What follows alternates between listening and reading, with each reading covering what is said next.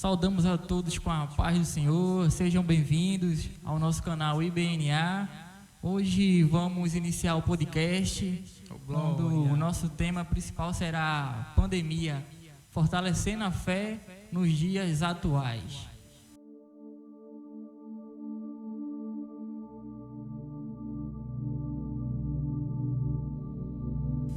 E para começar, irmãos, vamos iniciar louvando e engrandecendo nosso Deus com o nosso irmão Alcemir.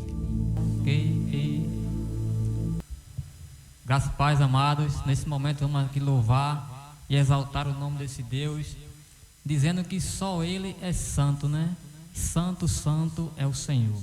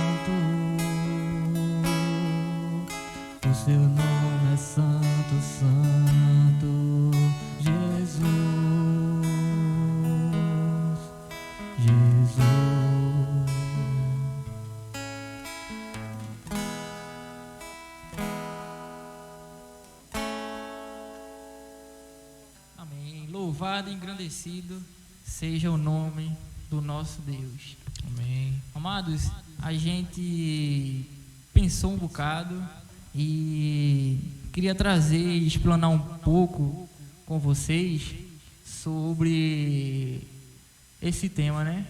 Pandemia, né? Como está se fortalecendo nesses momentos difíceis, né? e também trazer um questionamento junto com os irmãos. O questionamento é o seguinte, né? Nós sabemos que existem algumas visões em relação a tudo que está acontecendo. E aí nós paramos para nos perguntar: seria o Covid-19 juízo de Deus sobre a terra devido a tantos pecados que nós estamos vendo, como já aconteceu em diversas ocasiões relatado na história bíblica, ou seria um momento, uma situação em que Deus está usando para que possa despertar o seu povo, para mostrar que a vinda dele está próxima? Então, seria juízo de Deus ou seria um ato de despertamento para a sua igreja? Esse é o questionamento que a gente vai debater a respeito hoje. Amém, glória a Deus. É um tema aí, vamos assim dizer, bem, quer dizer, não tão complexo, né? Mas deixa muitas perguntas no ar, né? Muitos questionamentos, né? Eu acredito que a Bíblia ela dá base para as duas alternativas. A gente tem aí na história bíblica situações onde Deus ele agiu com um juízo tremendo por conta do pecado. Acho que o caso mais famoso é de Sodoma e Gomorra, onde o pecado era tão grande que Deus, de certa forma, desceu uma praga, entre aspas, né, que foi a chuva de fogo, então consumiu toda aquela cidade. Mas também existem momentos em que o povo passa por dificuldades na Bíblia para que possa reconhecer que Deus é o Senhor, para que ele possa ter um despertamento. E eu enxergo uma situação na Bíblia como o cativeiro da Babilônia, que durou 70 anos. Então o povo ele não estava adorando a Deus como deveria, então o Senhor permitiu, vai dizer lá no livro de Daniel, que o Senhor entregou nas mãos de Nabucodonosor o povo de Israel. Então, para que o povo pudesse reconhecer e sentir aquele desejo de novamente adorar o Senhor. Eu vejo respaldo nas duas alternativas, mas tenho minha opinião própria aí, qual seria, né? É verdade. E para os irmãos que estão nos assistindo, esperamos que você também comente aí embaixo, deixe seu comentário e nos dê sua opinião, né? Para que a gente no próximo vídeo venha debater também junto com vocês. Bom, a pergunta que eu vou fazer aos irmãos é a seguinte: se for um aviso de Deus para despertar o seu povo, despertar a igreja de Cristo, será que a igreja compreendeu esse aviso de Deus e está colocando em prática? Ou estamos perdendo? Nosso irmão Miro ali já balançou a cabeça ali, dizendo que não. É verdade. No começo da pandemia, a gente viu nas mídias, redes sociais, um clamor tremendo pela palavra de Deus, né? Pessoas que não eram evangélicas começaram a pregar a palavra de Deus, pessoas se converteram, mas e aí foi se passando os meses, a igreja foi esvaziando, ninguém foi falando nada. Eu acredito que as pessoas pensavam que talvez fosse uma coisa rápida, fosse passar rapidamente, que não fosse afetar tanto assim o mundo, e houve ali no primeiro momento um despertar, mas eu acho que o despertar ele não teve continuidade. Então nós vimos aí igrejas enchendo cidades. Aqui em Abreu Lima mesmo houve várias vezes, eu acho que ainda está havendo, mas não com tanta frequência, mas houveram várias vezes em que os cristãos encheram as praças, encheram as ruas, ajoelhados, louvando, clamando para que Deus viesse a dissipar essa enfermidade.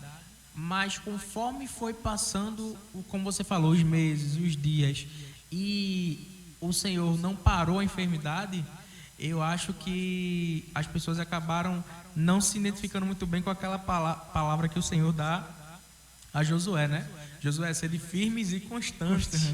Então eles até tomaram uma atitude firme, né? Os cristãos, nós, mas não fomos constantes. E aí o que é que a gente vê hoje? O reflexo dessa falta de constância, dessa inconstância, são os templos vazios.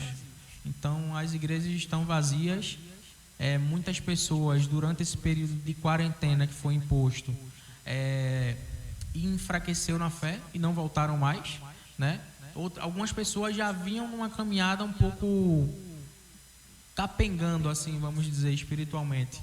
E aí a pandemia veio para empurrar essa pessoa de vez, e a pessoa enfraqueceu de vez e não comparece mais à sua igreja de origem. Não só a nossa, né? Mas eu vejo isso em muitas igrejas. Já outras pessoas estavam ali fazendo a sua caminhada direitinho e tal, mas talvez não estivessem firmadas como achava que estavam, e acabou também esmurecendo. E aí fica aquelas pessoas que seguiram firmes, né? As pessoas que continuaram cultuando ao Senhor nos seus lares, as pessoas que continuaram cultuando ao Senhor quando era possível nas igrejas, buscando a face do Senhor. Essas pessoas, elas não enfraqueceram e não se desviaram. Então fica uma grande missão aí para essas pessoas, para nós, que é buscar essas outras pessoas que não voltaram para a casa do Senhor. Exatamente. E também, nem ia falar, mas vou falar. Também tem aquelas pessoas que, mesmo com ou sem pandemia, não querem vir. Vem uma vez no mês, toma ceia. Você na verdade, a pandemia ela virou uma grande desculpa. Ela existe, a gente não pode dizer, não existe coronavírus. Existe, mata, é verdade. Mas é o que a gente sempre debate, né? Você vê as pessoas em mercados lotados. Você vê as pessoas em praias entupidas. Você vê as pessoas sentadas em rodas de amigos na frente de casa. Mas vir à igreja, cultuar num culto, onde, com exceção daqueles que estão louvando ou pregando, todos estão de máscara, que tem álcool em gel na porta, que existe um distanciamento social, não posso ir por causa da pandemia. Por causa da pandemia. Então, ela se transformou... É a doença que existe, que mata, mas também se transformou na doença da desculpa.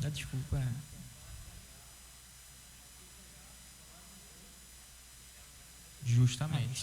Se Deus quiser. Eu acredito muito nisso. Assim, eu estava até falando com um amigo meu, Daniel, que quando a gente fala isso, sem ser no meio cristão, a gente é taxado de quê? De louco ou de ignorante. Mas não é fé. Então, assim, eu tenho fé que eu posso estar vacinado da cabeça aos pés, mas eu só vou pegar essa doença se Deus permitir. Isso não me isenta de eu ter que fazer as medidas que são necessárias.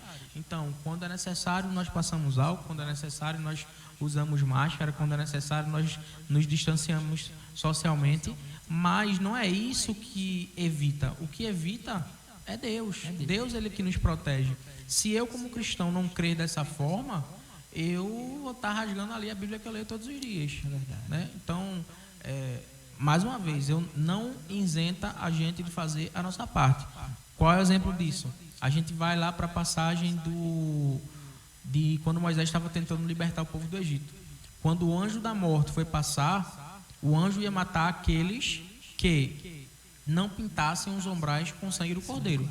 Então, o povo de Deus que estava no Egito, ele teve que fazer a sua parte, né? Então, eles tiveram que pintar os ombrais. Hoje, a nossa parte é usar uma máscara quando necessário, passar álcool em gel quando necessário, manter um distanciamento social quando necessário e possível, que não é a nossa realidade. Quem trabalha, quem estuda, não, infelizmente a gente não consegue, mas é Deus que nos livra. Não são essas medidas que nos livram, é o Senhor que nos guarda. É verdade. Também tem aquela coisa, né? Enquanto há igrejas e templos, assim, não quero generalizar, né? Mas falando assim a palavra, muitas igrejas que pregam a teoria da prosperidade, enchendo templos e mais templos e pregando aquilo que não é da palavra de Deus, né? Eu acho incrível que assim, a teoria da prosperidade, ela sempre vem atrelada com a teoria da cura instantânea, infinita. Então assim, vem pra cá, caminha num tapete de sal que tu vai sair curado do pior câncer que existe. Mas agora, quando a Covid-19, que aí nós estamos fazendo esse questionamento, né? Entre nós e para quem está nos assistindo. Se foi juízo ou se foi um ato para o que o povo de Deus venha despertar. Mas quando a Covid-19 chegou com força, você não vê ninguém sendo curado. Você não vê essas igrejas abrindo as portas e dizendo, venham que vocês vão ser curados. Vamos lá entrar nas UTIs, nas salas vermelhas. Não existe. Por quê? Porque não é assim que funciona. A gente sabe que a gente serve a um Deus que ele tem poder para curar todas as doenças, né? Você vê que na Bíblia curou cego, curou paralítico, curou leproso. Então, assim, não existe limite para o poder de cura de Deus. Deus, ele detém a cura, ele é a cura, né? Espiritual e física. Mas essas igrejas, elas não operavam esses milagres. Deus não operava esses milagres através dessas igrejas.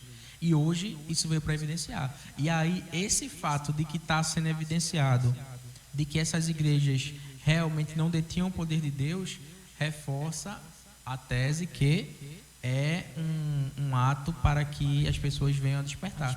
Porque imagina quantas pessoas não devem ter chegado para esses pastores, para esses bispos e ter dito, Deus tem te usado tão grandemente que minha filha está na UTI com coronavírus. E aí me cura? E o pastor, não posso fazer nada.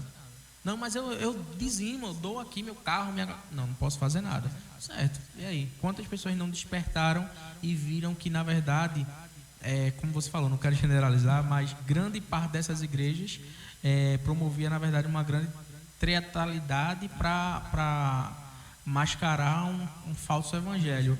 Então, eles acabavam levando a cura como o ápice de tudo, quando, na verdade, o ápice de qualquer coisa é Jesus Cristo. Então, a cura era mais evidenciada do que Jesus Cristo.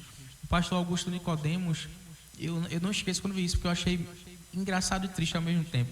Ele costuma dizer o seguinte, que ele viu um pastor numa dessas igrejas da prosperidade, passando, né, uma fila para dizer, fui curada de uma dor, fui curada de um câncer, fui curado disso, fui curado daquilo. E até que quando chegou uma senhorinha, pastor, qual foi sua bênção? Ela fez assim, pastor, eu conheci Jesus, Jesus me libertou dos meus pecados, eu fui salva, eu senti que o Espírito Santo me transformou. Aí o pastor, amém, minha filha, mas conte sua bênção agora, conte sua bênção. Ou seja, a salvação não é uma bênção suficiente se não vier acompanhada de uma cura ou de prosperidade. É verdade. E também tem aquela seguinte coisa, né? Muitas pessoas que acabam vendo a realidade dessas igrejas fecham a porta para todo o evangelho de Cristo, né? Isso que é também triste. tem esse problema, né? Isso que é triste, porque na verdade você pega vamos lá, falando de dois extremos assim de diferença, vamos colocar, você pega a Igreja Mundial até a Assembleia de Deus, batistas, universais, e aí o povo pega todas as igrejas e coloca num saco só, quando na verdade não é dessa forma. São todas igrejas evangélicas, mas nem todas pregam a verdade. Então, assim, nós somos a Igreja Batista Nova Aliança. Nós fazemos parte, sabemos que é uma igreja bíblica, que nós buscamos ajudar os nossos irmãos, que nós buscamos viver de acordo com a palavra, né? Que nós sabemos que nós estamos em construção. Então, o Senhor, Ele começou uma boa obra na nossa vida e Ele irá concluí-la. E nós estamos como é que eu posso dizer, nos colocando no altar para que o Senhor continue essa boa obra, né? Ainda somos imperfeitos, ainda somos falhos, mas estamos aqui tentando buscar uma vida de santidade para poder um dia estar com o Senhor. Mas essa é a Igreja Batista Nova Aliança. A Igreja Batista da esquina, vamos colocar assim, que fica daqui a alguns outros quarteirões, ela pode não ser uma igreja bíblica. Ou seja, são as duas igrejas batistas, mas uma é bíblica e a outra não é. Então, eu não posso, né? E fica aí o apelo a quem estiver nos escutando. Nós não podemos colocar todas as igrejas em um único saco e achar que todas são iguais.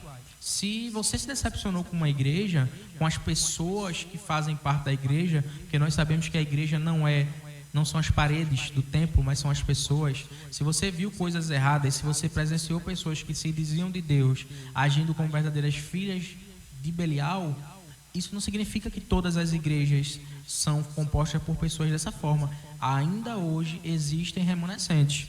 Existem igrejas bíblicas, existem igrejas que pregam o verdadeiro evangelho. Então, se você percebe que você está em alguma denominação que não segue o que a palavra de Deus diz, não abandone o caminho espiritual, não abandone a busca pela santidade, abandone aquela congregação e vá atrás de uma igreja bíblica, seja ela assembleia, seja ela batista, seja ela qual for, contanto que seja uma igreja bíblica, que tenha uma liderança bíblica, né? Isso é muito importante, porque veio realmente para desmascarar algumas igrejas, mas infelizmente as pessoas às vezes não apenas aprendem que aquelas igrejas são erradas, mas como fazem? Se essa é, todas são. E isso é um erro. É verdade. E também deixar um apelo aqui a alguns irmãos, e eu espero que os irmãos não fiquem chateados com o que eu vou falar. Tem alguns irmãos que acontece o seguinte caso. Aqui a gente são 8 pessoas no Ministério do Louvor, não é isso? Somos 8. 8 pessoas no Ministério do Louvor. Então, o que é que acontece? Tem cultos que não vai cantar todo mundo. E tem culto que vai cantar todo mundo. Mas é o seguinte, se o irmão não vem no culto de oração, não vem no culto de domingo, não vem para o ensaio, falta toda semana, então eu não posso estar toda vez, você vai louvar e cortando aquele irmão que está sempre aqui, está fazendo a obra. Então, às vezes, as pessoas ficam chateadas e saem da igreja por esse e por outros motivos, né? Ninguém fala comigo na igreja, tá certo, mas você também fala com as pessoas, é muito fechado. O pastor não falou comigo hoje, já fico meio assim com a igreja. As pessoas, na verdade, elas estão muito sensíveis. Então, qualquer coisa é motivo para que você saia de uma igreja. Sai da igreja. Eu, particularmente, já passei por essa fase. Então, assim, o que é que acontecia? O Ulisses pisou no meu pé, então eu não vou mais para a igreja, porque o Ulisses vai estar lá e eu não quero ver o Ulisses. Mas, na verdade, isso era uma camuflagem para o fato de eu não querer estar na igreja abrindo mão das coisas que eu tinha que abrir mão. Porque nós sabemos que o evangelho, o cristianismo é uma vida de renúncia, né? Então, se eu sou um alcoólatra, quando eu me converto ao evangelho, eu deixo de ser. Se eu sou uma prostituta, eu deixo de ser. Se eu sou um drogado, eu deixo de ser. Porque o evangelho, ele é transformador. E a própria palavra conversão significa isso, transformar uma coisa em outra.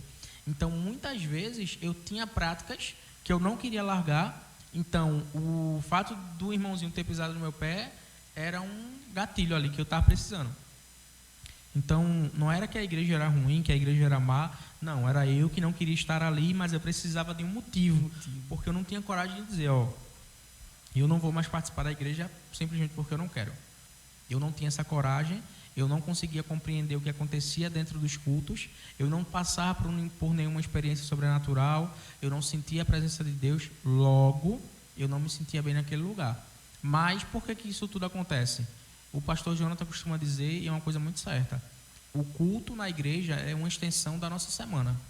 Então, nada disso vai acontecer. Você mergulhar no sobrenatural, você sentir a presença de Deus, você sentir alegria em estar com os irmãos dentro do templo, se a sua vida durante a semana não for dessa forma.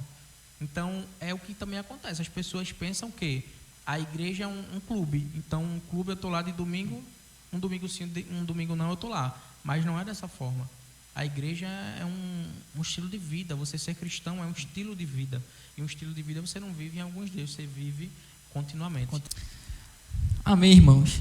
Agora vamos focar um pouquinho em alguns assuntos, vamos dizer assim, polêmicos que aconteceu, quer dizer, foi falado, né?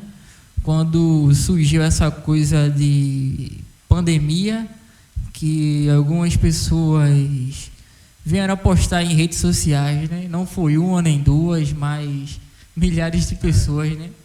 E o mais incrível é que muitas vezes eu encontrava algumas pessoas evangélicas que às vezes concordavam com o que essas pessoas estavam falando, né? E a gente vê que não tinha nenhum respaldo bíblico naquilo, né? O que aconteceu foi em época diferente ou era para aquela ocasião, e algumas coisas inventadas ou fora do contexto bíblico, né? Vamos começar primeiro com a praga dos gafanhotos, né? Surgiu a praga dos gafanhotos, aí teve um eclipse, surgiu a praga dos gafanhotos, a Covid-19. Então, o que é que começaram a dizer? Começaram a dizer que o Senhor estava trazendo de volta as pragas do Egito, né? Mas a gente sabe que isso não tem respaldo bíblico nenhum. É como você falou. Isso foi algo que aconteceu naquela ocasião, porque era necessário que a glória do Senhor se manifestasse no meio daquele povo. Então o Senhor, ele quis mostrar os seus prodígios, estendeu a sua mão para mostrar o seu poder, para que o povo visse que só ele era Deus. Aí, como você falou, por falta de respaldo bíblico, as pessoas acreditam em qualquer tipo de superstição. Acho que tu vai lembrar que, acho que 1 mês e meio, 2 meses atrás, disseram que no dia tal do mês fechem suas portas, porque os demônios vão sair na rua. O demônio da morte vai passar, vai levar todo mundo. E o Brasil evangélico, vamos dizer assim, né? O povo evangélico do Brasil entrou em desespero, meu amigo. Era neguinho fechando a porta porque os demônios vão estar soltos, porque eu recebi um áudio no WhatsApp. Então você veja como a geração de cristãos atual, ela tem os valores invertidos. O povo, antigamente, e eu me orgulho de ter pego um pouco desse tempo, eles eram pautados de acordo com o que a Bíblia dizia. Então, inclusive uma dos 5 pilares aí da Reforma Protestante, só a Escritura. Então, ficavam só com o que a Escritura dizia e o que Deus revelava através da Escritura. Hoje, não. A maioria dos cristãos acredita no que recebe pelo WhatsApp.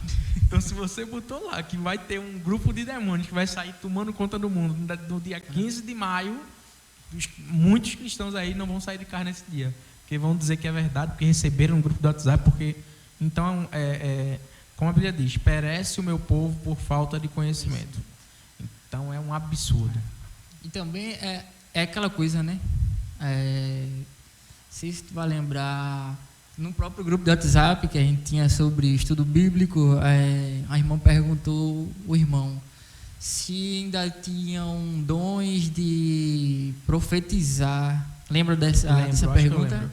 Pronto, então é justamente isso que o cristão hoje em dia tem que entender, né? O dom da revelação cessou, né? Não tem por que Deus revelar algo para o seu povo, que já está tudo revelado na Bíblia, através da palavra. Não vai acontecer, não vai algo grandioso para que o povo não saia de casa, fique com medo. Não, vai acontecer tudo aquilo que está na Bíblia, né? Fora da Bíblia justamente não vai acontecer. É como se as pessoas estivessem querendo criar uma nova página ali, né? Tem o Apocalipse, e vamos colocar um exemplo aqui. O Apocalipse tem 50 páginas, mas querem escrever a 51ª, a 52ª. Isso não existe. Não existe. E também tem aquela coisa, né? Eu vou deixar um tema aqui para a gente debater no outro vídeo, que é sobre Apocalipse, né? Que muitas pessoas às vezes não conjecturam e levam exatamente ao pé da letra como está escrito. E aí está o perigo, né? Pois é. Então, aí está o perigo. É complicado. Então vai vir uma mulher sentada em cima de uma besta com 10 chifres, saindo do mar. Então as pessoas acreditam que esse tipo de coisa vai acontecer, né? Mas é realmente falta de conhecimento teológico. Quando você começa a estudar um pouco da palavra. E o que eu acho interessante é o seguinte: Deus, ele deu inteligência ao homem para criar isso daqui, o celular. Então a gente tem na palma da mão da gente uma fonte inesgotável de conhecimento, só que nós não usamos. É verdade. Então, nos tempos de Cristo, as pessoas tinham que ir até um templo, Não era todo mundo que podia ler a Bíblia naquele tempo, né, que eram os papiros ali. Não era todo mundo que podia pegar para ler. Então eram pessoas específicas, e essas pessoas específicas poderiam revelar para as pessoas que estavam ali ouvindo, né? Hoje a gente tem acesso a 100% da palavra. Hoje a gente tem o Espírito Santo dentro de nós que nos guia, mas ainda assim muitos insistem em ser pobre no conhecimento bíblico, porque acham maçante ler a leitura da Bíblia, porque não tem é um costume, é como a gente falou, né, anteriormente, é uma extensão. Então, assim, as pessoas, você vê quando você vai dizer, sei lá, até um pastor que eu sigo, Rodrigo Silva, ele fez uma piada que fez assim: jogar Pokémon GO é fácil, eu quero ver achar Filemon na Bíblia. Você vai dizer, abra uma Bíblia no livro de Filemon, meu amigo, bote 10 minutos aí, porque ninguém sabe onde fica. Então, assim, é bem complicado. O nível de conhecimento bíblico é muito baixo. E eu acredito, eu não sei o que é que tu acha. Vou colocar aqui e você vai dizer. Eu vejo como uma obrigatoriedade o cristão ele ter conhecimento da palavra. Porque como você, na minha visão, como é que você vai defender aquilo que você acredita se nem você mesmo sabe no que você acredita, conhece aquilo que você acredita? Então, eu vejo como uma obrigação ele conhecer a palavra. Diga aí, você. Pensando dessa forma, eu acredito que sim. E também acredito que não haja outra forma de linha de pensamento, né? Até porque a gente vive pelo que a gente prega, né? Isso. Então, se eu prego que Cristo morreu na cruz por nós e um dia ele lá irá voltar para buscar a sua amada igreja, e que Cristo pregou o amor pelo mundo, eu não posso jamais, de forma alguma, me desviar desse pensamento, né? Apontar o dedo, não amar o próximo e sair por aí julgando as pessoas. A mesma coisa serve referente à leitura da Bíblia, né? Se eu sigo a um Deus que escreveu, vamos assim dizer, esse manual da vida do cristão, então como é que eu vou seguir a Cristo, os caminhos de Cristo, a palavra de Cristo, se eu não leio a Bíblia? É aquela coisa, né? Eu não vejo Deus falar comigo. Mas você fala com Deus, você busca a Deus, você busca a palavra de Deus. É verdade, foi forte essa. Essa foi profunda. É verdade. Muitos não buscam ao Senhor e querem experimentar o sobrenatural de Deus, né? Quer ser feito Tomé. Veio para crer. Pois é. E aí é que está a complicação. É falta de conhecimento bíblico demais. E tem... Justamente. E tem uma história que eu acho muito interessante, que é a seguinte... acho que era uma mulher ou era um homem, enfim, não sei. Um homem estava na sua casa e aí daí teve uma enchente. Acho que vocês já ouviram falar já. Já. Os irmãos aí também acredito que conheçam.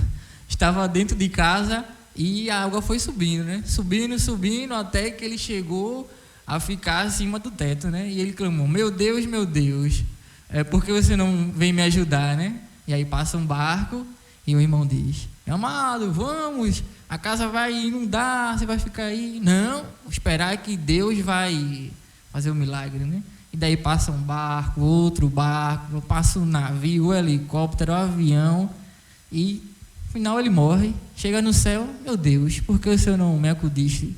Passou o barco, helicóptero, passou os irmãos e você não deu ouvidos. Ele queria que Deus o teletransportasse, fosse algo sobrenatural. Algo sobrenatural. Não, a providência de Deus muitas vezes ela vai vir em coisas que estão ao nosso redor. Então, assim, quando a gente lê a palavra, a gente vai ver. Vamos ver tanto coisas sobrenaturais, como Moisés ali, o cajado de Moisés virando uma serpente, um cajado abrindo o mar, um machado flutuando, o sol parado. São coisas sobrenaturais, fora do comum. Mas a gente também vai ver muita situação em que Deus se revelou de forma simples, né? Quando o Senhor ele ressuscita e ele chama os discípulos, ele diz a Pedro que também venha. Deus ele está fazendo um milagre na vida de Pedro, porque Pedro poderia ser o segundo Judas, entrar numa depressão por ter negado a Cristo ali, quem sabe até tirar sua própria vida, né? Não seguir o evangelho, não ser esse pregador da palavra que ele foi, por culpa e por remorso, mas Deus de uma forma simples, com uma palavra: chama meus discípulos e diga a Pedro que venha também. Então o Senhor ele estava ali fazendo um milagre na vida de Pedro, né? Ele estava restaurando a confiança de se chamar apóstolo de Cristo. Então veja, não teve nada de sobrenatural, né? Cristo mandou chamá-lo, ele foi e virou um expoente do evangelho, né? Para a honra e glória de Deus. Mas assim, não existe, muitas vezes não é nada algo sobrenatural. Paulo escrevendo a Timóteo, ele não, pela carta, rasga essa carta, come que tu vai ficar... Não, ele dá dicas, toma um pouco de vinho, você tem uma doença no estômago. Então, assim, são coisas naturais, porque nós somos naturais, nós somos homens. Então, vão haver momentos que nós vamos viver o espiritual, né? Eu acredito que muitos de nós, eu pelo menos já passei por situações sobrenaturais com Deus, tremendas. Meu Deus, como é que isso está acontecendo? Mas também Deus já agiu de forma natural, coisas ao meu redor e ele usou e o seu nome foi glorificado. Então, quando nós lemos a palavra, nós temos esse entendimento de que Deus age por todas as vias, naturais, sobrenaturais, visíveis e invisíveis. Mas quando nós não lemos, não temos conhecimento, aí fica um pouco mais complicado de nos aproximarmos de Deus e de reconhecer aquilo que Deus está fazendo no nosso meio. Exatamente. Quando o Júnior falou algo sobrenatural, veio na minha memória tanto de mim mesmo, esperando algo, e também relembrando a passagem da mulher do fluxo de sangue, né? O que foi preciso ali para ela ser curada, né? É verdade. Apenas... Ela tentou, algumas pessoas vai ser pelo meio natural, outras pelo meio sobrenatural. Então a Bíblia diz que ela já tinha gastado tudo que ela tinha para ser curada. Ou seja, ela tentou o meio natural. Gastou tudo que tinha, procurou bons médicos, não foi curada. No meio sobrenatural, porque vamos lá, não existe um vestido, uma bata que libere cura, que tem ali um diazepam, um cardenal, alguma coisa ali que você tocou, tomou, ficou bom. Não. Então quando ela toca na orla do vestido de Cristo, que Deus diz: quem me tocou? Porque eu senti que de mim saiu poder, ou seja, senti que algo sobrenatural aconteceu. Então, ali foi necessário o meio sobrenatural. Mas me veio uma dúvida agora. Já passaste por alguma experiência sobrenatural? Com Cristo, assim, espiritual, alguma coisa que te marcou? Não sei. Aconteceu, sim, que até hoje, eu tiro um grande exemplo para mim, que foi o seguinte: minha mãe estava com problema no dente, foi aqui na bochecha aqui, ela foi ir para o médico, né? Aí o médico disse: não, você está com tal doença, né? Aí minha mãe desesperou, começou a chorar, disse que ia fazer uma cirurgia, alguma coisa. Eu disse: meu Deus, não é isso não, rapaz. Aí eu sei que teve um momento que eu já meio chorando, né? E fui pro meu quarto, fechei a porta, ajoelhei e pedi ao Senhor, né, que não fosse aquilo, né? E eu vi um agir tremendo de Deus naquela noite, né? Porque quando minha mãe chegou do hospital, ela disse que conversou com outro médico e eu disse que o médico estava totalmente enganado, que não era aquilo, não precisava de nada, só antibiótico e passava aquilo. E nessa noite, meu amigo... Você foi buscar o Senhor, né? Foi buscar o Senhor. Aquela noite eu não sei se me alegrava ou chorava. Eu sei como é. É algo tremendo, assim, que você sentir a presença de Deus é uma coisa diferente, né? Diferente. Você se ajoelha assim, ou às vezes até sentado. Comigo já aconteceu várias vezes e me marca muito a época da minha adolescência, quando eu às vezes estava na casa de uma tia que eu ficava na casa dela, e às vezes eu estava sentado, fim de tarde, eles costumavam tirar um cochilo e eu estava só lá sentado e só de olhar para o céu e olhar para as árvores que tinham ao redor, e eu começava a meditar que era Deus que tinha criado tudo aquilo, quão grande Deus era, Se o céu era dessa imensidão, imagine o Deus que criou o céu. E naquele momento eu senti a presença de Deus tremenda. É exatamente o que você está dizendo. Era um momento em que era uma alegria misturada com vontade de chorar, com um êxtase assim, que você não sabe se você pula, se você glorifica, se você... E é uma coisa tremenda, assim, você fica, meu Deus, como tu é maravilhoso. A única coisa que você sabe fazer, pelo menos essa foi a experiência que eu tive, a única coisa que eu conseguia fazer era glorificar o nome de Deus. Então, bem dizer que Ele era lindo, dizer que Ele era perfeito, maravilhoso, obrigado por tudo que tu tens feito, e senti uma alegria tremenda, meu amigo, que é inexplicável. E aí, assim como eu já passei por essa situação várias vezes, e isso me trouxe o hábito de meditar na criação de Deus. Então, muitas vezes eu estou, sei lá, indo para o trabalho, e aí eu estou olhando pela janela, e aí eu vou meditando, falando com o Senhor sobre algumas coisas, e eu vejo uma árvore, e Deus, Ele vai falando comigo através daquilo dali. Amém. É uma coisa tremenda que eu louvo a Deus pela misericórdia dEle, mas também já tiveram experiências que eu não gostei. Experiências espirituais muito complicadas. Eu estava, a que mais me marcou foi sentir que eu estava indo para o inferno. Miséria. Então, assim, é terrível. Eu estava afastado dos caminhos do Senhor e eu estava numa época que eu não acreditava. Para mim, inferno não existia. Inferno não existia e tal, não sei o quê. Posso fazer o que eu quiser. E Deus, Ele me provou que eu estava errado. Então, assim, um domingo à tarde, eu estava deitado, não estava dormindo, não é como Paulo, se dormindo ou acordado, não sei. Não estava dormindo, estava deitado. E eu dividi o quarto com meu pai na época, acho que eu tinha uns 17 anos, não me lembro da minha idade. E aí eu estava passando por um momento bem complicado da minha vida, eu estava realmente... Falta um pouquinho, vai acabar. Tá? Pode estender. E eu estava num momento bem complicado, assim, desviadão mesmo, bem desviado. E quando eu me deitei, eu senti aquela sensação de queda. Já sonhasse assim? Já. Tipo, tu sonha que tá caindo.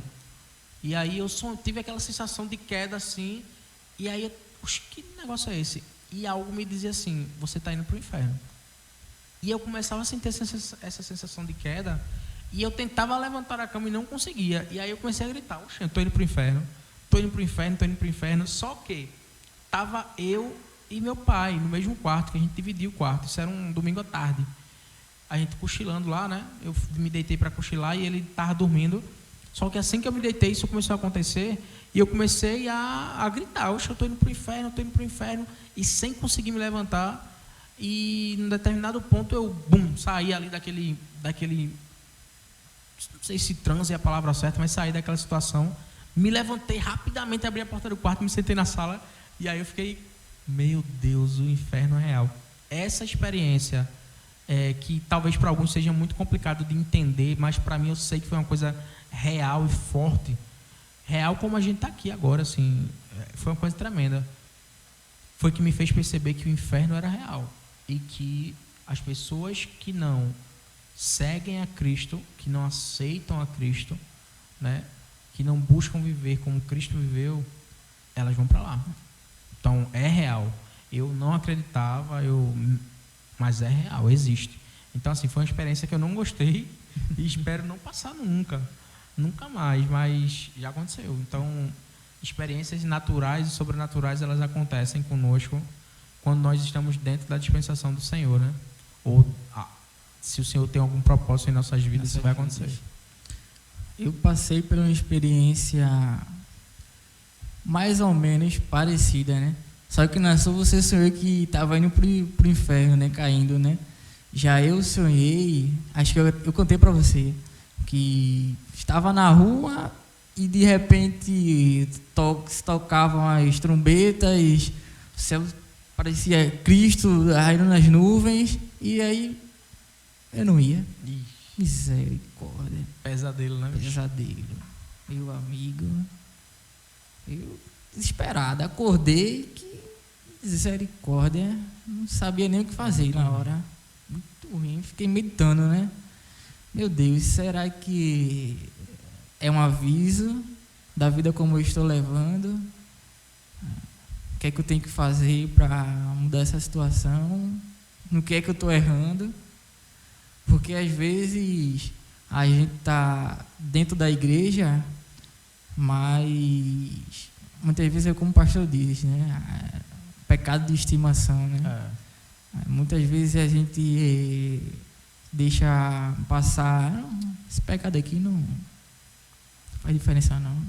Mas o bom é quando a gente passa por isso e a gente faz exatamente isso que você falou. Onde é que eu estou errando? O que é que eu estou deixando de fazer? O que é que eu estou fazendo de errado? O grande problema é quando se passa por uma experiência dessa, porque eu não creio que algo desse tipo seja apenas um sonho. Eu sempre recebo como uma revelação da parte do Senhor. Ele está dizendo, ó, eu estou voltando, né? E é bíblico, ele disse que aos jovens daria sonhos e aos anciões daria visões. Então, no fim dos tempos. Então, Cristo está sempre dizendo, eu estou voltando. Então, nós temos que sempre nos policiar. Senhor, o que é que eu estou fazendo? Onde é que eu estou falhando? Onde é que eu preciso melhorar? Porque o problema, a Bíblia diz assim, aquele que diz que não tem pecado é mentiroso. Então, eu sou pecador, você é pecador, todos nós somos. Qual é o grande problema? Porque tem pessoas que fazem assim, se for para seguir a Bíblia do jeito que a Bíblia está lá, ninguém vai para o céu. Mas existe uma diferença entre ser pecador e ser um pecador conformado com o pecado. Grande diferença. Então, todos os dias eu erro em alguma coisa, mas todos os dias eu me arrependo. Peço perdão genuína a Deus. Genuína, assim, Senhor, me perdoe pelos meus pecados. Eu não queria ter cometido, mas a minha natureza pecaminosa, infelizmente, me leva para isso. Mas me perdoe e luto. Então, assim, você passa, sei lá, vamos dizer, eu minto. Então, eu passo ali dias, meses sem mentir, daqui a pouco escorrego na mentira. Então, assim, é uma luta, né? Esse é um exemplo de muitos, que cada pessoa vai ter o seu pecado, mas é uma luta diária. Agora, eu minto, aí minto hoje, aí minto amanhã, aí minto depois, aí minha vida é uma mentira, aí nada, eu não acho que isso tem nada demais, não é uma mentira que vai me levar para o inferno. Eu estou conformado com o pecado. Então, a conformidade com o pecado é o que vai levar muita gente para o inferno. Não é Deus que nos coloca no inferno, Ele nos dá uma escolha. Existem dois caminhos, duas situações foram criadas aí e cabe a você escolher, né? Então, e como é bom escolher a Cristo, né? Porque eu estava comentando com o pastor essa semana que passou, eu gostaria de poder ter uma máquina do tempo, voltar alguns anos atrás para recuperar os 2, 3 anos que eu passei afastado da presença de Deus, porque não fiz nada da minha vida, não teve sentido nenhum. E hoje, como é bom poder contar com os irmãos, poder estar com os irmãos, poder ajudar as pessoas, né? Levar a palavra, é gratificante quando você leva para a casa de alguém a palavra de Deus, falando, ó, Jesus te ama e tal, é maravilhoso.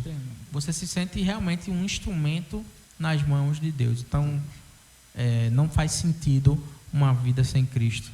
Isso tem que ser evidenciado, gritado para os 4 cantos do mundo.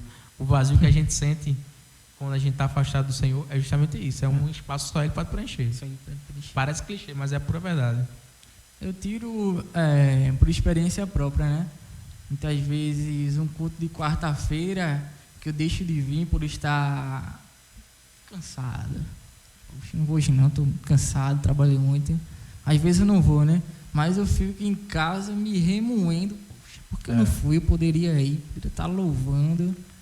E pronto, dia de domingo, o horário do culto foi reduzido, né? Vai até às 6 horas, como está ocorrendo.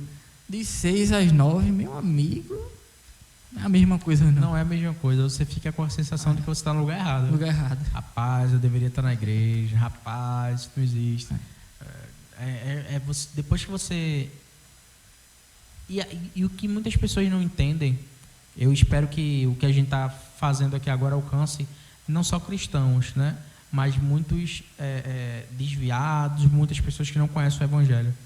A gente não está falando da igreja templo, é a comunhão. Comunhão com Cristo. Então, esse sentimento de irmandade que existe entre toda a igreja, do pastor com o músico, do músico com o cantor, do cantor com a dirigente, tudo esse sentimento de fraternidade, que você sabe que é um lugar onde as pessoas querem bem a você. Aí pode ter pessoas assistindo que vão dizer assim, mas não é bem assim não. Na minha igreja não é bem assim não. Certo, mas olhe para as pessoas que são assim. Por porque a igreja não é composta só por pessoas ruins. Ela é composta por todo tipo de gente. Nós somos, quando eu digo nós, eu estou falando da igreja, o corpo de Cristo é inclusivista.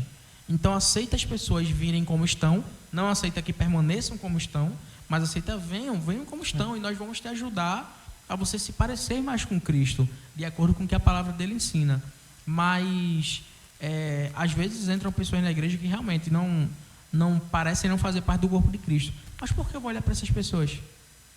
Enquanto tem irmãos maravilhosos que Deus coloca, assim, a própria Bíblia diz que Deus levanta amigos tão chegados quanto irmãos. Quanto irmãos. Eu tenho que olhar para essas pessoas. Na verdade, eu tenho que olhar para essas pessoas.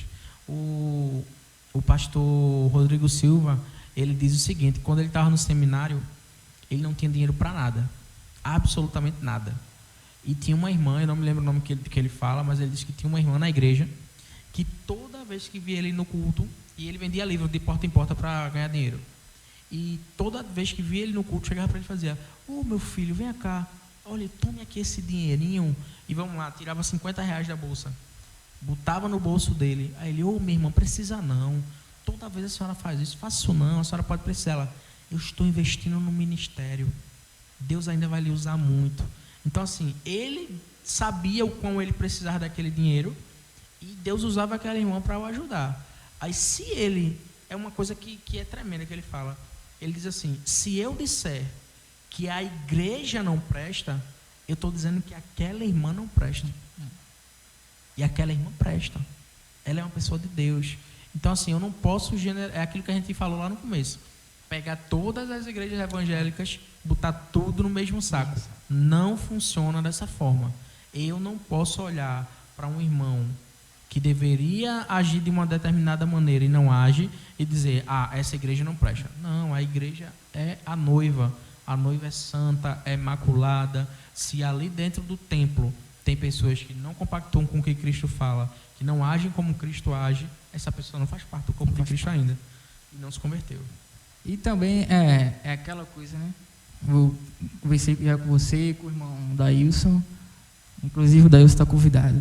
Dailson convidado, fazer feito dando gente. Ele: queremos você aqui, hein? Vem cá. Amém. A gente estava falando sobre exatamente isso, né? Muitas vezes as pessoas se chateiam, ou ocorrem algo, mas assim, estava conversando com ele: qual é o meu alvo na igreja, né? Isso. O que é que eu estou fazendo aqui? Isso. Eu venho aqui para adorar a Cristo, ou só porque eu gosto do pastor, porque eu gosto de Júnior, que canta ali na frente? Então vai chegar um momento que aquela pessoa pode errar, né? Pode tratar de uma forma que você não vai gostar, até porque ele é ser humano também, né? Passivo de erro, mas não usando isso como desculpa, né? Imagina você chegar na igreja aqui agora, Ulisses, e sei lá, você está fazendo, não sei, alguma coisa aqui dentro da igreja, e chega alguém ali na porta e faz: oxê, isso que você está fazendo dentro da igreja é errado. E ele tira um cipó e começa a dar em todo mundo dentro da igreja. O cara é um doido, né? Você vai dizer logo isso: o cara é um doido. Mas Cristo fez. Eu não estou aqui querendo dizer que Cristo errou naquela situação, porque não errou. Aí estavam fazendo o templo de Deus como casa de ladrões, então ele foi totalmente coerente ali. Mas assim, é como eu estou dizendo, para algumas pessoas ele poderia estar errando. Rapaz, esse cara chega aqui fazendo um negócio desse, mas ele estava zelando pelas coisas do Pai. Então, para nós hoje, Cristo acertou daquela situação, mas eu às vezes erro. Eu às vezes faço algo que descontenta o meu irmão. Cristo descontentou algumas pessoas que estavam dentro do templo. Os fariseus, nós sabemos que eles estavam errados, mas assim, existem pessoas dentro da igreja que vão nos entristecer. A Bíblia fala de uma desavença que houve entre Pedro e Paulo, tremenda, né? Pedro estava ali conversando com os não circuncisos, e quando Paulo chegou, ele saiu de fininho ali para dizer que não estava se misturando, e aí Paulo já foi: não é assim não, meio que chamando ele de hipócrita, começou uma confusão ali, e a Bíblia vai dizer que a briga entre eles foi tão grande que precisou um ir para o lado e ir para o outro. Então assim, será que Pedro não era um homem de Deus? Será que Paulo não era um homem de Deus? Será que eles não estavam tentando acertar? Mas, meu amigo, feriram um ou outro naquele momento. Então, vão haver problemas dentro da igreja.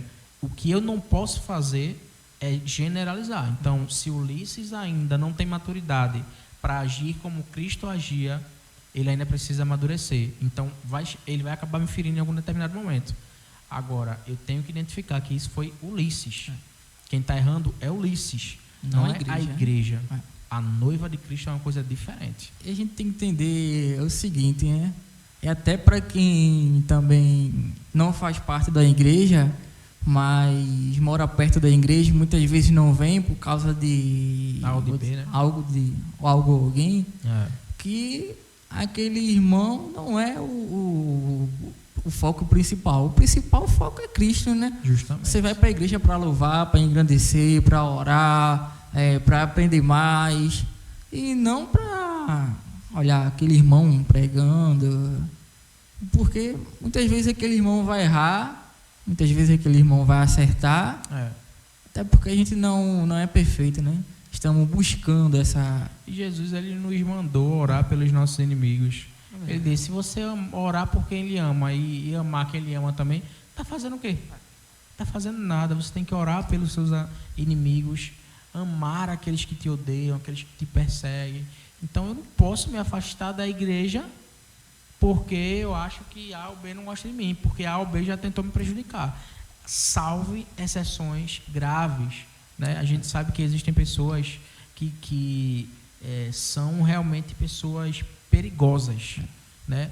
Tem pessoas que Satanás não quer tirar dentro da igreja, para ser assim mais claro. Então assim, Ulisses é uma pessoa, um exemplo, tá, gente? É só um exemplo. Ulisses é gente boa. Ulisses é uma pessoa terrível e prejudica muitos irmãos e tal. Não parece nem um pouco com Cristo, mas está dentro da igreja. Satanás vai querer tirar Ulisses dentro da igreja? Não, ele vai querer deixar Ulisses ali para causar contenda, para causar discórdia.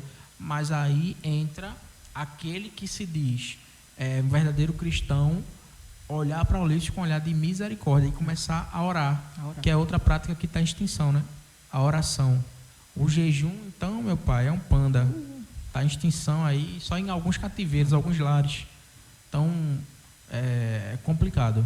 Mas não olhem para as pessoas. Fica aí uma super dica para vocês. Não olhem para as pessoas, olhem para Cristo. As pessoas são falhas, Cristo é perfeito. Eu posso decepcionar você, o Ulisses pode me decepcionar, mas Cristo ele nunca vai nos decepcionar. Então, o nosso foco é Cristo. Então, se eu faço parte de uma denominação, se eu faço parte de uma congregação, as pessoas vão acabar me machucando em determinado momento. Mas Cristo não. Cristo ele vai estar sempre do meu lado. Então, eu tenho que ter maturidade para passar por cima aí do que essas pessoas me fizerem e olhar para elas com um olhar de misericórdia. Amém. Ore por nós, né? Orem por nós. Porque não é fácil, a caminhada, o caminho é estreito. É muito estreito. Eu acho que nós estamos tentando fazer algo para honrar e glorificar o nome do Senhor. Isso é quando nós estamos louvando no Lael, isso é quando nós saímos ao evangelismo, quando nós realizamos cultos nos lares, quando nós estamos gravando aqui agora esse bate-papo. Tudo é com o intuito de glorificar o nome do Senhor. Sim. Então, mais uma vez, continuem orando por nós, orem para que o Senhor ele faça segundo a sua vontade, não a nossa, né? Porque como a gente estava falando agora, nós podemos decepcionar. Então aqui tem que estar em quantos minutos aí, Ulisses? 1 hora e 5. 1 hora e 5 minutos, 65 minutos. Então, talvez a gente tenha falado algo que venha machucar alguém, não sabemos, mas nunca vai ser essa a nossa intenção. Nossa intenção é sempre levar o evangelho, propagar o reino e contribuir para que o nome do Senhor ele seja propagado o mais rápido possível, para que ele venha o mais rápido possível. Amém. Amém. Amém. Glória a Deus. E lembrando aos irmãos também, né, que esse é o primeiro vídeo, tá? Não é aquela coisa profissional. Vão ter muitos ajustes ainda, permitindo Deus. Então, assim, vão ter muitos ajustes, é o primeiro vídeo. Não somos habituados com esse tipo de trabalho. Então, isso vai melhorando com o tempo. Então, pedimos que os irmãos orem e que nos apoiem, né? É verdade. Em oração, em visita. Isso aqui é a conversa agora. Eu, Ulisses, Miro, nosso cantor oficial, músicas, de autoria própria, hein? Vai bombar agora, não vai não? Vai bombar, em nome de Jesus. Então, orem pela gente e nos visitem. Nós queremos conversar com muitas pessoas, saber a opinião de pessoas com visões diferentes, enfim, tudo para contribuir para a honra e glória no nome do Senhor Jesus. Amém. E também, se você tiver uma dúvida ou algo que a gente possa lhe ajudar, pode mandar para a gente aqui, né? Mandar aí nos comentários, ou vir aqui na igreja, gravar com a gente, dar a sua opinião, o que é que você acha. E para também estar se fortalecendo, né, na palavra, né? Comentem aí, dúvidas. Eu queria que vocês falassem sobre esse assunto, queria que vocês abordassem tal tema. Outras igrejas, se chegar aí alguma outra igreja, vai chegar em nome de Jesus. Quiserem fazer esse intercâmbio aí, a gente trocar uma ideia sobre como funciona, qual a visão bíblica que a tua igreja tem, qual a visão bíblica que nós temos a respeito do Evangelho, a gente está sempre aberto aí para trocar uma ideia, com tanto que o intuito seja glorificar o nome do Senhor. Sim. Tendo respaldo bíblico. Tem respaldo bíblico, isso aí. E pedir aos irmãos que compartilhem, né? Compartilhe com as pessoas. Leve esse vídeo em forma de palavra, né? Para você, para o seu vizinho, para aquelas pessoas que ainda não conhecem a Cristo, para que venham ter mais intimidade, né? E também uma forma de convite, né? Nossa igreja está aberta. Dia de quarta-feira, nossos cultos são de 7 às 8, metade da capacidade, mas você venha, vem com máscara, aqui nós oferecemos álcool em gel, cadeira separada uma da outra. Aos domingos, nós mudamos o horário, agora 4h30 às 6 horas, cadeira separada, máscara, álcool em gel. Aos sábados, temos a obra aqui na igreja, começa a partir... E é bênção, viu? É bênção. A obra é muito bom. Tem boa. muito trabalho. Então, assim, tem muito reboco, tem muita cerâmica, mas tem muita conversa boa, tem muita irmandade. Então, se vocês puderem, compareçam. Mesmo que não venham para trabalhar, mas a presença vai ser sempre muito bem-vinda, né, Ulisses? É verdade, muito bem-vinda. E já vou lançar um desafio aí para o pastor. O pastor está intimado aqui. Tem alguém que não quer cear. O pastor está intimado a participar da gente também aqui do podcast, né? É isso aí. A gente marcar um dia para a gente saber um pouquinho mais falar um pouco da trajetória do pastor. Pastor Jonathan é um pastor bem querido aqui pela gente. Falar um pouco da trajetória dele, sobre o chamado ministerial, enfim. Compareçam, pastor. Vamos lá? Queremos o senhor Queremos aqui. o senhor aqui. Amém. Então é isso, irmãos. Por hoje é só. Fiquem na paz. Espero que a palavra de Deus possa estar tocando no seu coração neste momento, né?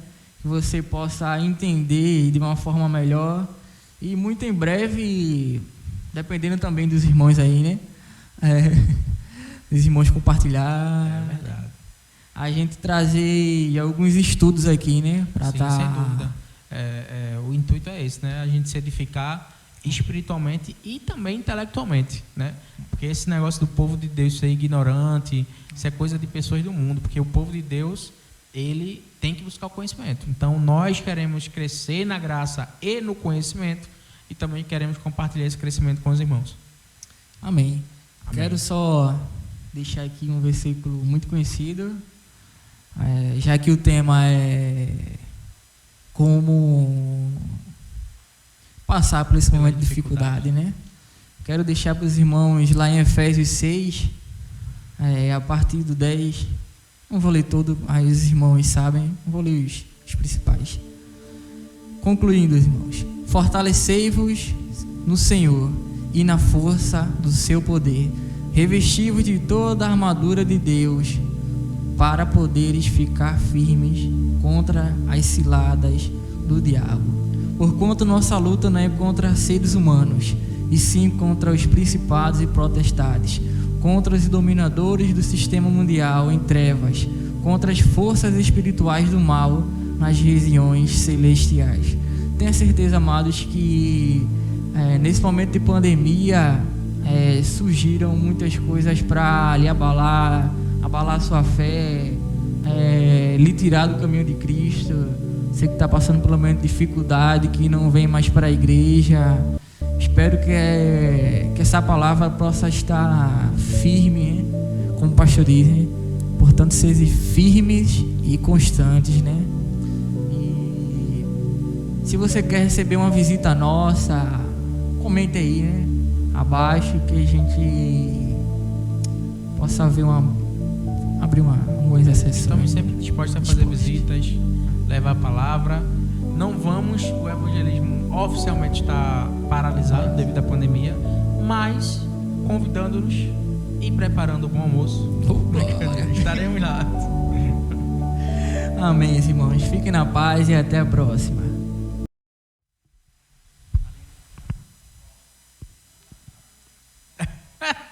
Manda a passagem que a gente vai.